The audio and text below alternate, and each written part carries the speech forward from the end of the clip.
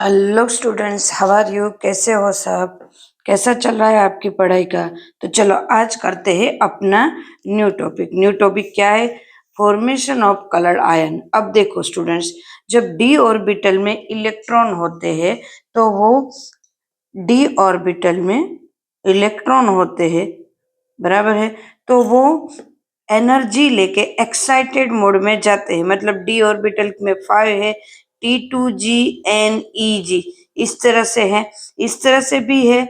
और उनमें एक इलेक्ट्रॉन जो है तो अपनी एक और ऑर्बिट में आगे जाते हैं, मतलब D D orbitals,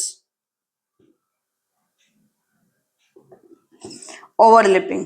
D D orbitals मतलब एनर्जी को, इसको एब्जॉर्ब करके डी ऑर्बिटल्स में ही हायर हायर एनर्जी ऑर्बिटल्स में जाते हैं,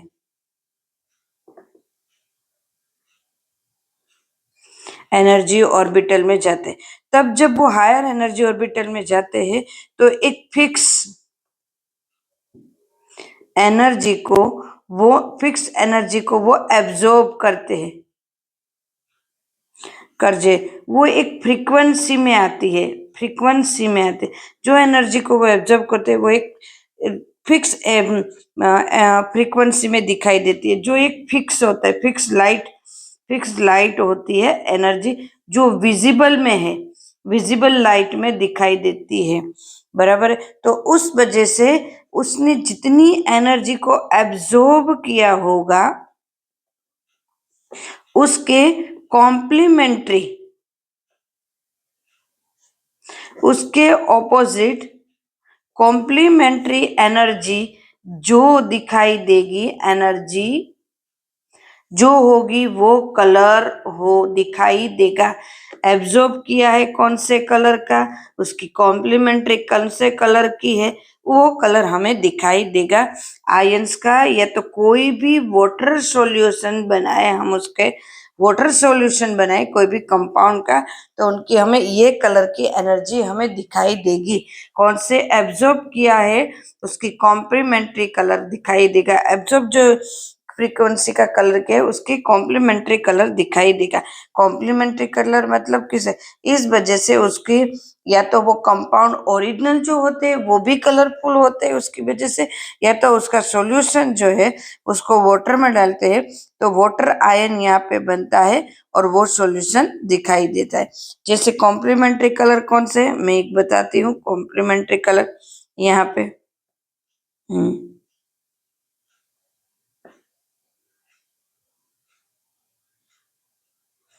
एक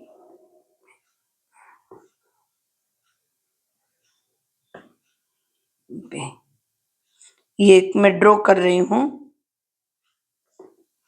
तो ये एक मिनट, ये अच्छी तरह से ड्रॉ करूँ, बीच में ऐसे नहीं चले।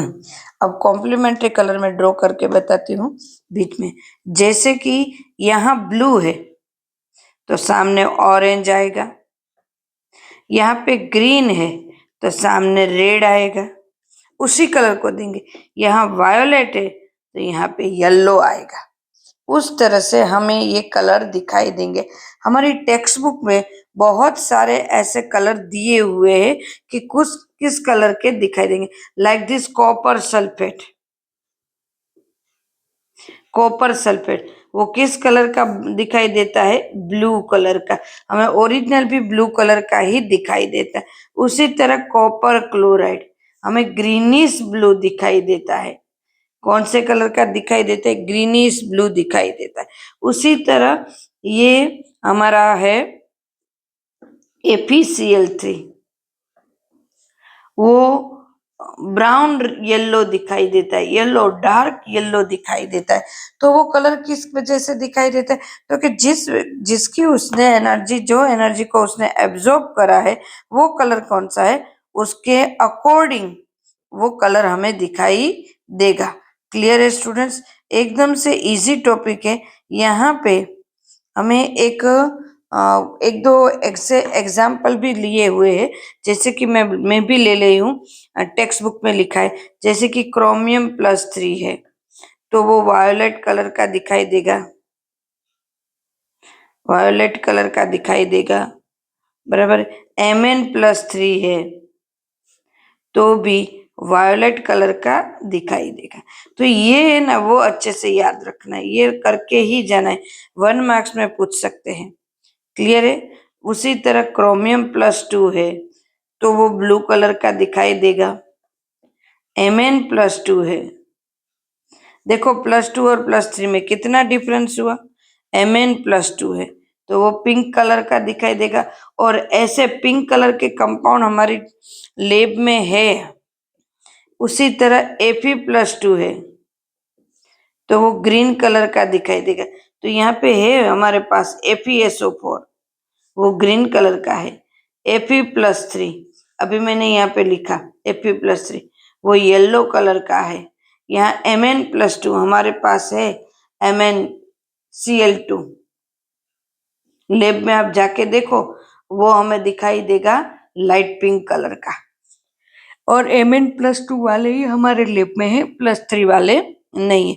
तो ऐसे कलर दिखाई देंगे। निकल, यस निकल+2, NiCl4, NiCl2 या तो NiSO4, तो वो ग्रीन कलर का ही देगा, क्योंकि वो कौन सा ग्रीन होगा हमारा, तो कि ये ग्रीन हमारा होगा जो रंगोली के कलर आते हैं ना वैसे ही होगा।